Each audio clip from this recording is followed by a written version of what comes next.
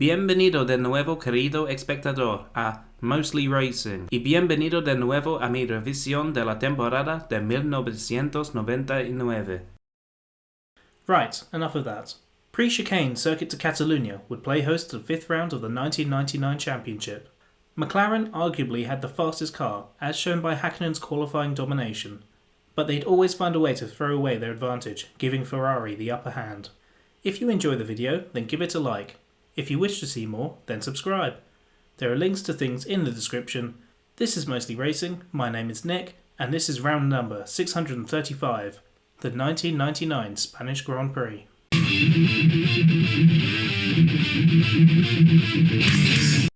Ladies and gentlemen, this is pole position number 5. Astonishing stuff from the Finn. This was his 15th pole of his career as he edged out the Ferrari of Eddie Irvine by 0.131 seconds. This was the first time Irvine had outqualified Schumacher in 1999. Best of the rest was Jean Alesi, just 3/10 off pole. What a lap from the French Sicilian. In fact, his lap was closer to Häkkinen's than Jacques Villeneuve's starting behind him in 6th. Row 4 was Barrichello and Frentzen, with the other major midfielder, Ralf Schumacher, starting down in 10th. Qualifying had been about McLaren, but Ferrari had taken advantage in the races. How would things play out in Barcelona? Over to Murray for the start. These videos are so going to get taken down eventually.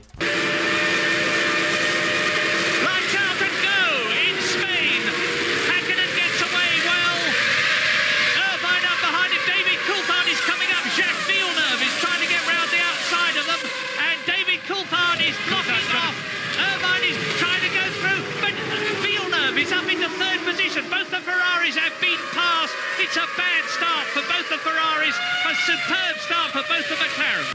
Well, how the turntables. What a start from Villeneuve, 6th up to 3rd, and finally a bit of luck for McLaren, running 1-2 with a BAR buffer between them and the Ferraris. Alesi, Barrichello and Hill had poor starts. 5th to 7th, 7th to 10th, 11th to 13th. Though not as bad starts as Panis and Genet, who stalled on the line, although Panis did manage to get going eventually. End of lap 1, the order was Häkkinen, Coulthard, Villeneuve in 3rd, looking for his first points/finish of the season. Schumacher 4th, Irvine 5th, and Trulli 6th after starting 9th. In cars which were already hard enough to follow at the Circuit de Catalunya, how difficult do you think it was for the Ferraris to pass Villeneuve's BAR? Exceedingly correct. The gap between Schumacher and Häkkinen after lap 1 was 3 seconds. 4.5 after lap 2, 6 seconds after lap 3, 8 seconds after lap 4, and so on, and so on, and so on. By lap 15, the gap was an incredible 22.5 seconds. That means Häkkinen was pulling away by 1.467 seconds per lap on average since the start of the race. Though clearly being massively held up by Villeneuve, Schumacher wasn't putting all that much pressure onto the Canadian, sticking to about 1 second behind, and Irvine a further couple behind his teammate. Two possibilities here then. Either the track and aero combination was making it impossible to battle, or perhaps Villeneuve was running light on fuel and potentially trying to make an ambitious 3-stop strategy. The Ferraris and McLarens, you'd imagine, were on a 2-stopper. The first driver to make a stop was local boy Pedro de la Rosa on lap 18. Spanish interest in motor racing had traditionally been focused on motorcycle racing, but thanks to some good results by the young de la Rosa, crowds at the circuit had noticeably swelled. There was also a young fella in Euro Open by Nissan doing quite well at this time. One to keep an eye on perhaps.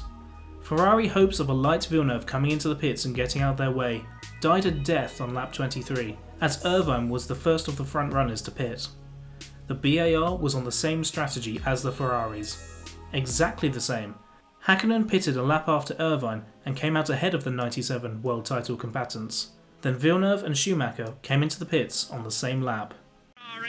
Came in right behind now. How's it going to go with him and Jacques Villeneuve? Let's have a look.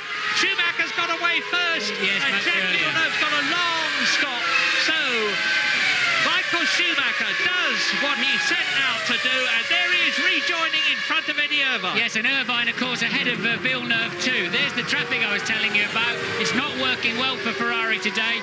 Schumacher and Irvine were now free of the BAR, but still couldn't get themselves into free air as they came out into a pack of drivers who were yet to make their first stops. All the while, Häkkinen and Coulthard continued, pulling further and further away. Lap 27, the drivers ahead of Schumacher all made their first stops. The German was now up to third and able to run in the oh-so-precious clear air, but some 13 seconds behind the McLaren in second. It would have been even more, if not for a slow stop for Coulthard. Now, to the mega fans of F1, this may sound a bit familiar. A McLaren 1-2 in a race where Schumacher is third, after being held up early in the race by Villeneuve. Hungary 98, anyone? Okay, granted. Schumacher only spent a couple of laps behind the then reigning champion, and the circumstances were a bit different. But there is a further similarity, and that was Schumacher's astonishing pace. Well, Michael Schumacher has just gone round in 1 minute 25 seconds, and that's only 0.8 of a second slower than last year's fastest lap on 3 groove tyres. Michael has really got the bit between his teeth, sector by sector. He's going fastest of all. He's just done it in this first sector of this lap of some 2.9 miles. In just a few laps, the gap between Ferrari and Coulthard had come down from 13 seconds to just over 6, and the gap to Häkkinen from 28 to 20. Perhaps the Finn in the lead was a bit too far ahead, but Coulthard seemed very gettable. I ranked the opening races of the season quite low, despite the battle for the lead being quite close. This is because I felt these races were static, in that, while the gap was close, nothing was really happening. Of course, there is a little bit of excitement in the tension of knowing that the fella in front is just one mistake away from losing his lead, but I find it more exciting if there's a driver going on a mega charge, as the race becomes more dynamic, as the state of the race changes every lap. It almost seems hypnotic seeing the gap come down lap after lap, all building up to the crescendo when the top meet on the track. Oh, look at this! Here is Coulthard in second position, and Michael Schumacher right behind him. 0.8 of a second. Never mind that, it's visual. It's visual. Häkkinen is leading by 13.7 seconds. Here is the battle for second place. Schumacher makes his second stop, 7.7 seconds. Häkkinen pits the lap after that, and critically, Coulthard the lap after that. Here's Schumacher, it's going to be mighty close. It's going to be mighty close. There is Coulthard, there is Schumacher, and Coulthard gets out on the track just ahead of Schumacher. So close for Schumacher, but McLaren maintained their 1-2. While Schumacher was closing up to Coulthard, despite such a great start to the race, it was the usual bad news for Villeneuve. Gearbox this time. I'm no engineer, as you can probably tell, so it's hard to say for certain why, but following the stops, Michael Schumacher's stunning pace disappeared. Maybe a new set of tyres having a different reaction with the track, maybe Ferrari told him to hold station, which I doubt. I think it's more likely, therefore, the aero and track combo that just made being close to another car impossible. I mean, if Schumacher couldn't get past Villeneuve in a BAR, what chance would he have against a McLaren? The only remaining battle in the points positions, in the closing laps, was Trulli and Barrichello for 6th and 7th. Ralf Schumacher was well clear of both in 5th.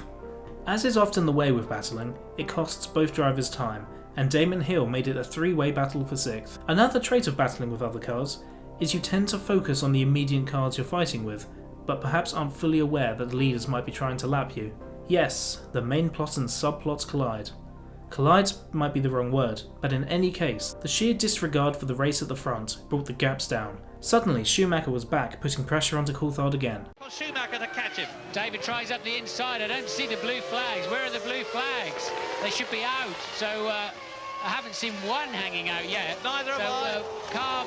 Apparently for car 15 and 7, the blues have been waved. That's none of those that Coulthard and Schumacher. So yeah, Damon has just received his first blue flag. If he goes past 3, he'll be in trouble. Schumacher. Look at Schumacher in the background. He's almost on the tail now as Damien Coulthard who goes through inside Damon Hill. Sadly, something of a false dawn. Once past the battle for the final point, the usual running was resumed, and there would be no more action at the front. Damon Hill passed Barrichello though, so hooray, we had an overtake. But Barrichello was disqualified post-race for an under-tray infringement. Breaking the law, breaking the law, breaking the law, breaking the law. So it didn't matter anyway. Finish time. Finish. Get it? Never mind. As Mika Häkkinen comes through to win in Spain and pulls... Hello? What's going on? And there we have it. A result McLaren desperately needed. A 1-2 with Häkkinen winning his second race of the season and 11th of his career. A Ferrari 3-4 behind them, Ralf Schumacher in the Williams 5th and Jarno Trulli in the Prost 6th, picking up his first point of the season. Barrichello would have finished 8th if not for his disqualification, while Mika Salo reached the checkered flag for BAR in his last race for the team, as Zonta would be back for Canada. Salo did very well in his 3 races, and his stock had clearly risen. And, well, let's just keep an eye on him. I'd give the race 6 out of 10, best of the season so far. Yes, I'd like wheel-to-wheel battling, but Schumacher's charge laps relentlessly hunting down the McLaren were quite exciting. Just a shame there wasn't a showdown when he got close. Midfield scrap at the end was enjoyable too. Driver of the day? Häkkinen dominated, so it's got to be the Finn. In the points, Schumacher maintained his lead, but Häkkinen surpassed Irvine for second in the standings. The gap between first and second was now just 6 points. Despite not finishing, Frentzen remained in 4th, but now just 1 point ahead of Coulthard. In the Teams' Championship, McLaren cut the gap to Ferrari from 24 points down to 15. Thanks to Ralf Schumacher's 5th place, Williams went above Benetton to 4th. Prost moved into a clear 7th ahead of Arrows and Sauber, who were level on 1 point. The next race is an infamous one. There was a Grand Prix first, and a certain Canadian wall would be christened. Thank you for watching. Mostly Racing is a solo endeavour by yours truly, so if you are willing and able, please head over to my Patreon page. You can follow my Twitter, where I sometimes upload the tables and graphs I make, but I mainly just post my nonsense to the world. Thank you again, and I'll see you on the 13th of March for my review of the 1905 Gordon Bennett Cup race.